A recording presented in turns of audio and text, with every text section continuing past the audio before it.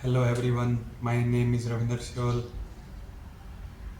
आज से इस वीडियो में हम बात करेंगे टेक्निकल एसईओ से की एलिमेंट्स या उसके एस्पेक्ट्स क्या होते हैं और किस तरह उनका समझ से आप एक बेटर टेक्निकल एसईओ इम्प्लीमेंट कर सकते हैं अपनी वेबसाइट में, अपनी रैंकिंग इम्प्रूव कर सकते हैं सर्च इंजन्स पे।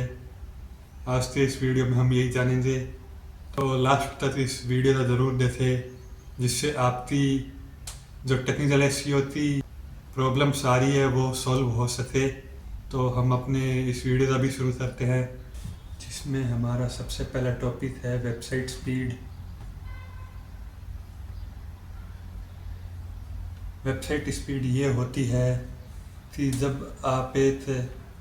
अपना अप, जब आप एक अपनी वेबसाइट बनाते हैं तो जो वेबसाइट होती है जो लोड लेने में या ओपन होने में जितना टाइम लेती है वो आप कम कर सकते हैं।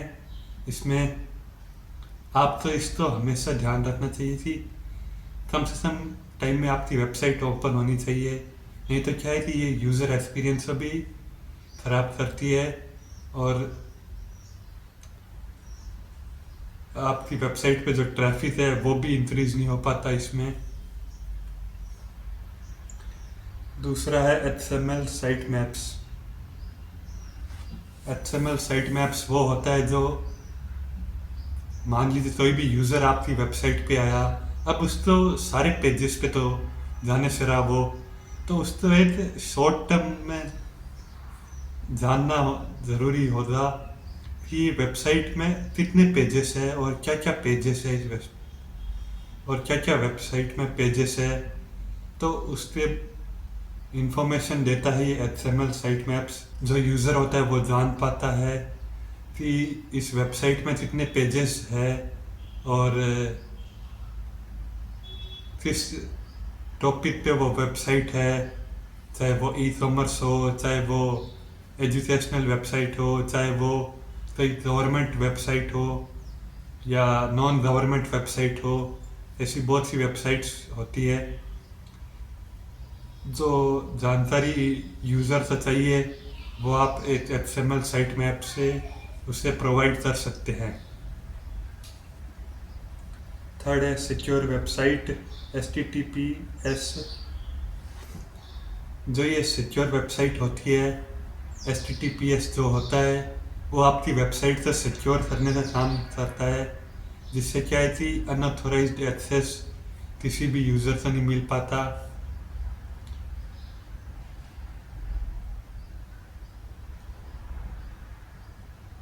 गूगल ये प्रेफरेंस देता है कि आपकी वेबसाइट सिक्योर है या नहीं है। फोर्थ पॉइंट है मोबाइल फ्रेंडलीनेस, कि आपकी जो वेबसाइट है वो मोबाइल फ्रेंडलीनेस है या नहीं है। अब इसमें 3 तरह से होते हैं, पहला डेस्कटॉप, दूसरा टैबलेट और तीसरा फ़ोन। कि तीनों पे वो वेबसाइट सही काम कर रही है या नहीं कर रही, उसका चेक करना भी टेक्निकल एसईओ का एक पार्ट होता है, एक की एलिमेंट होता है। ये भी यूज़र के एक्सपीरियंस को इम्प्रूव करता है। आपको ये भी ध्यान रखना चाहिए कि वेबसाइट मोबाइल फ्रेंडलीनेस है या नहीं है, जिससे क्या है कि आपकी वेबसाइट पे ट्रैफिक ज़्यादा से ज़्यादा आता है अगर ये चीज़ आप करते हैं। फिफ्थ है robot.txt फाइल। ये जो robot.txt फाइल होती है ये इम्पोर्टेंट होती है आपकी वेबसाइट की इंडेक्सिबिलिटी के लिए, उसकी क्रोलेबिलिटी के लिए। जब आप ये फाइल क्रिएट करते हैं या अपनी वेबसाइट पे इम्प्लीमेंट करते हैं, जिससे क्या होता है कि क्रोलर या जो बोट्स होते हैं गूगल के, जो आपकी वेबसाइट को इंडेक्स करते हैं सर्च इंजन पे, उनको इजीली पता लग जाता है कि ये वेबसाइट है, हमें इसे क्रोल करना है, इसी इंडेक्सिबिलिटी करनी है, और वो आप किसी भी पेज पे लगा सकते हैं, किसी भी अपने ब्लॉग पे लगा सकते हैं। जिससे क्या है कि जो बोट्स होते हैं या क्रोलर्स होते हैं वो इजीली फाइंड आउट कर लेते हैं कि कौन से पेज तो हमें इन डेप्थ करना है और कौन से तो नहीं। फिर सिक्स्थ है यूआरएल स्ट्रक्चर। यूआरएल स्ट्रक्चर भी आपका एकदम शॉर्ट होना चाहिए और आपके कीवर्ड से रिलेवेंट होना चाहिए, जिससे क्या है कि जब भी कोई यूज़र उस कीवर्ड को सर्च करता है तो उसे एकदम परफेक्ट रिजल्ट मिलना चाहिए। और इससे आप अपने यूआरएल को हमेशा अपने कीवर्ड से रिलेटेड रखे या उसे रिलेवेंट क्रिएट करे। मैं ये प्रेफर करना चाहूँगा आपको। सेवन्थ है कैनोनिकल टैग्स। कैनोनिकल टैग्स का ये मतलब होता है, दो वेब पेज बनाते हैं तो दोनों पे सेम जो कंटेंट है उसको डिफाइन करने के लिए आपको किसी न किसी टूल की ज़रूरत पड़ेगी। तो वहाँ पे काम आता है आपका कैनोनिकल टैग, जिसके थ्रू आप अपने कंटेंट का डुप्लीकेट जो इशू है उसको सॉल्व कर सकते हैं और कौन सा ओरिजिनल है और कौन सा डुप्लीकेट कंटेंट है इसको डिफाइन कर सकते हैं यूजिंग कैनोनिकल टैग्स। एट्थ है स्ट्रक्चर डाटा। ये आपके जो वेब पेज या कंटेंट का कॉन्टेक्स्ट होता है उसको डिफाइन करता है कि वो कंटेंट किस बारे में है, क्या इंफॉर्मेशन है उस कंटेंट में। ये सारी चीज़ें आती है स्ट्रक्चर डाटा में। ये कंटेंट को एक शॉर्ट वे में समझाता है जो यूज़र होता है।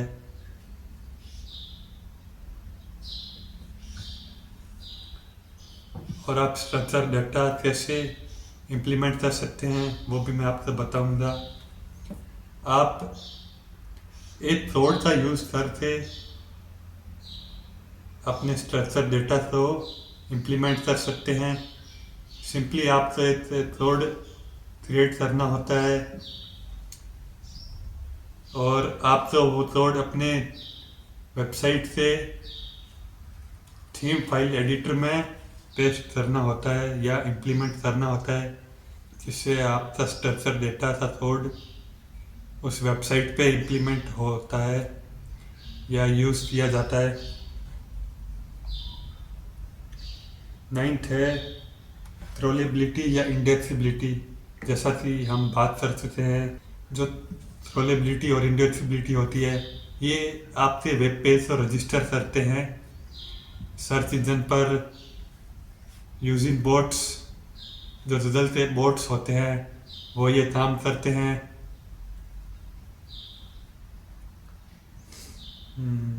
टेंथ है फिक्सिंग ट्रोल एरर्स। आपको ये भी ध्यान रखना है कि आपकी वेबसाइट पे कोई एरर ना आए, और आए तो भी आप उसे कैसे फिक्स कर सकते हैं।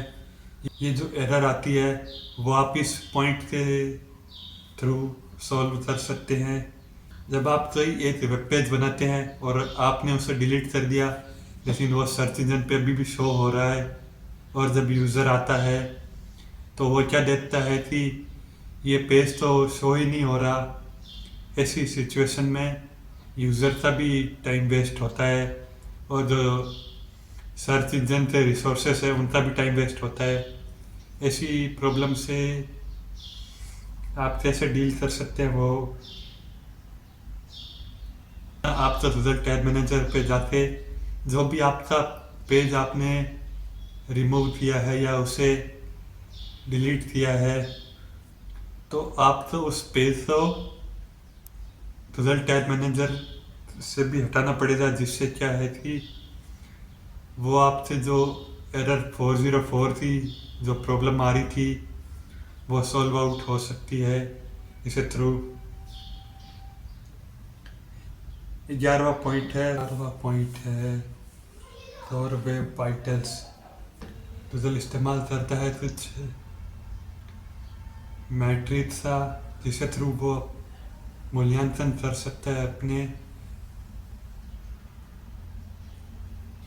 जिसके थ्रू वो मूल्यांकन करता है यूज़र एक्सपीरियंस का। नेक्स्ट पॉइंट या एलिमेंट है वेबसाइट आर्किटेक्चर। ये इसलिए ज़रूरी होता है या ये प्रभाव डालता है जो आपकी वेबसाइट का स्ट्रक्चर होता है,